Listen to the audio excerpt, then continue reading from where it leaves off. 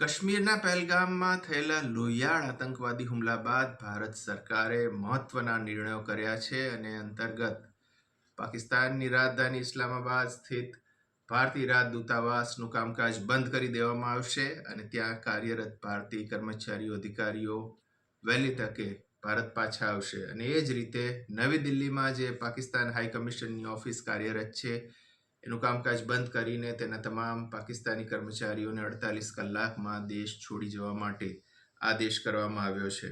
સાથોસાથ પાકિસ્તાનના જે નાગરિકો પાસે ભારતના વિઝા છે એ વિઝા રદ કરી દેવામાં આવ્યા છે. આનો અર્થ એ થયો કે પ્રવાસ માટે, બિઝનેસ માટે કે પછી મેડિકલ ચિકિત્સા હોસ્પિટલમાં ભારતમાં એડમિટ થવા માટે પાકિસ્તાની નાગરિકો આવી શકશે નહીં. આ નિર્ણયોની મોટી અસર ભારત પાકિસ્તાન વચ્ચે ચાલી રહેલા વેપાર, વાણિજ્ય, પરિવહન ઉપર થશે. માનવામાં આવે છે કે અત્યારે ભારત અને પાકિસ્તાન વચ્ચે તંગદિલીનું સ્તર ખૂબ જ ઊંચા સ્તરે પહોંચી ગયું છે. કેટલાક અપ્રત્યાશિત પગલાં પણ લેવાઈ શકે છે. ભારત સરકારે નિર્ણય કર્યો છે કે અટારી સરહદી પોસ્ટને પણ બંધ કરવામાં આવે. સરદાર અટારીની સ્મૃતિમાં જે પોસ્ટ ઓળખાય છે ભારત પાકિસ્તાનની સરહદે, જેને પાકિસ્તાન તરફથી વાઘા પોસ્ટ તરીકે ઓળખવામાં આવે છે, જ્યાં દરરોજ રિટ્રીટ થતી હોય છે. અનેક લોકો, અનેક ટુરિસ્ટ ત્યાં જોવા માટે જતા હોય છે. એ બધું જ હવે બંધ થઈ જશે. સાથોસાથ સિંધુ જળ કરારને રોકવાનો પણ નિર્ણય લેવામાં આવ્યો છે.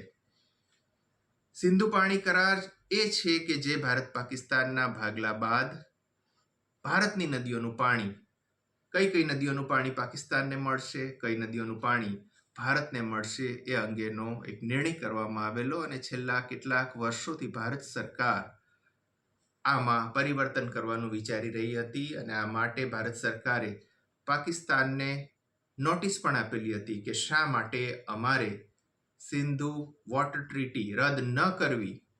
જ્યારે પાકિસ્તાન આતંકવાદ ભારતમાં ફેલાવી રહ્યું છે, બંધ નથી કરતું, તો ભારત શા માટે ઇન્ડસ વોટર ટ્રીટીને રદ ન કરે. એ માટેની ભારત સરકાર અગાઉ પણ પાકિસ્તાનને નોટિસ આપી ચૂક્યું છે. ભારત સરકાર પાકિસ્તાનને મળતા પાણીને ભારતમાં જ વહાવીને કાશ્મીર, પંજાબ અને રાજસ્થાનના વિસ્તારોમાં કેવી રીતે પહોંચાડવું એ વિશે પણ આયોજન વિચારી ચૂક્યું છે. ત્યારે જો સિંધુ જળ કરાર રદ કરવામાં આવે તો પાકિસ્તાનનો એક મોટો વિસ્તાર બહુ મોટી આફતમાં ફસાઈ જાય. પીવાના ખેતીલાયક પાણીના પણ પાકિસ્તાનને ફાંફા પડે, તકલીફ થાય એવી સ્થિતિ સર્જાઈ રહી છે.